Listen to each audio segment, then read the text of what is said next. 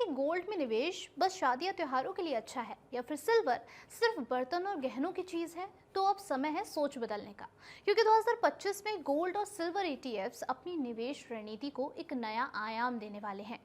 एक समझदार इन्वेस्टर के लिए ये जरूरी है कि उसके पोर्टफोलियो में कुछ ऐसे एसेट जरूर हो जो शेयर मार्केट से थोड़ा अलग चले। यानी कि जब शेयर मार्केट थोड़ा सा नीचे गिरने लगे तो कुछ ऐसा हो जो आपके पोर्टफोलियो को स्टेबिलिटी दे।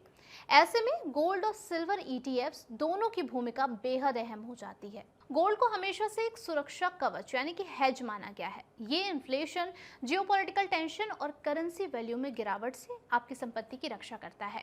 वहीं दूसरी ओर अगर हम सिल्वर की बात करें तो ये डबल एडवांटेज मेटल भी कहा जाता है, क्योंकि ये प्रीशियस मेटल भी है और दूसरी तरफ ये इंडस्ट्रियल मेटल भी है।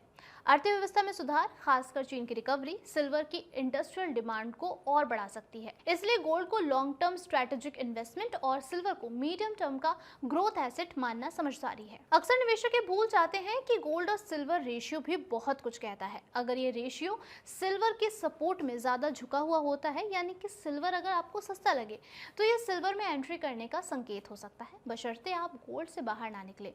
दोनों को साथ रखकर एक संतुलित हेज पोर्टफोलियो बनाना एक बेहतर ऑप्शन माना जाता है। इसके अलावा जो दूसरा पॉइंट है वो ये है कि SIFs यानी कि स्ट्रक्चर इन्वेस्टमेंट फंड के बारे में अगर बात करें तो ये फंड निवेशकों को 100% तक का ग्रॉस एक्सपोजर देता है और 25% तक अप हेज शॉर्ट पोजीशन लेने की इजाज़त यहाँ पर होती है। SIFs AIFs यानी कि ऑल्टरनेटिव इन्वेस्टमेंट फंड की तुलना में ज़्यादा टैक्स एफिशिएंट होते हैं। हालांकि AIFs को 200% तक के एक्सपोजर की अनुमति होती है, लेकिन यहाँ पर सबसे अहम बात जो जानने वाली है वो ये है कि इन कॉम्प्लेक्स इन्वेस्टमेंट को खुद मैनेज करने के बजाय आप किसी प्रोफेशनल फंड मैनेजर पर छोड़ दें तो ज़्यादा अच्छा होगा। वो हर SIF को रिस्क रिटर्न पोर्टफोलियो को ध्यान में रखकर डेरिवेटिव्स का इस्तेमाल करते हैं, जिससे आपको वोलेटिलिटी, ड्रॉ डाउन और रिटर्न का बेहतर अनुमान मिलता है।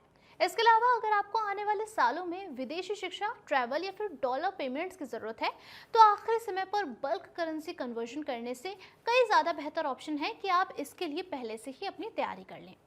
LRS यानी कि लिबरलाइज्ड रेमिटेंस स्कीम के जरिए या फिर गिफ्ट सिटी आउटबाउंड फंड के माध्यम से डॉलर में निवेश करना एक हैसल फ्री और स्ट्रेस फ्री तरीका है। ये निवेश आप इक्विटी या फिर डेट एसेट में कर सकते हैं। यहाँ पर आपकी ज़रूरत के हिसाब से आप इसे चूज कर सकते हैं। चौथा है, निवेश सिर्फ बेस्ट फंड चुनने का खेल नहीं है, बल्कि सही तरीके का मिक्स एंड मैच भी यहाँ पर ध्यान रखना जरूरी है। इंडेक्स पैसिव फंड्स जो होते हैं वो प्री डिफाइंड नियमों के आधार पर निवेश करते हैं, जबकि एक्टिव फंड्स में फंड मैनेजर का अनुभव यानी कि उसका एक्सपीरियंस और उसका जजमेंट काम करता है। इसीलिए 2025 में एक स्मार्ट पोर्टफोलियो वही होगा जो एक्टिव और पैसिव दोनों का ही ब्लेंड रखे।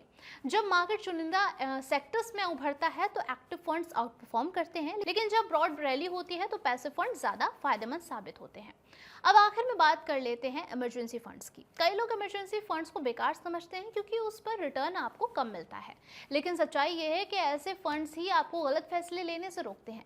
अगर किसी मुश्किल वक्त में आपके पास लिक्विडिटी हो तो आप अपने कोर इन्वेस्टमेंट को बेचने से बच सकते हैं। यही कमाया हुआ कम रिटर्न आपको गवाया हुआ बड़ा नुकसान होने से बचा लेता है। 2025 के मार्केट माहौल में समझदारी भरा निवेश वही है जो डाइवर्सिफाइड, डिसिप्लिन और डेटा ड्रिवन हो। जैसे कि गोल्ड जो है वो लॉन्ग टर्म के लिए एक सेफ्टी भरा इन्वेस्टमेंट माना जाता है, वहीं सिल्वर जो है वो मीडियम टर्म के ग्रोथ के लिए अच्छा माना जाता है।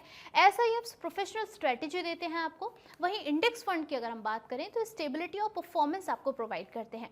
और लास्ट में आते हैं इमरजेंसी फंड्स, जो कि आपको मेंटल पीस प्रोवाइड करते हैं, क्योंकि एक परफेक्ट पोर्टफोलियो वही है जो आपको रात में चैन से सोने दे।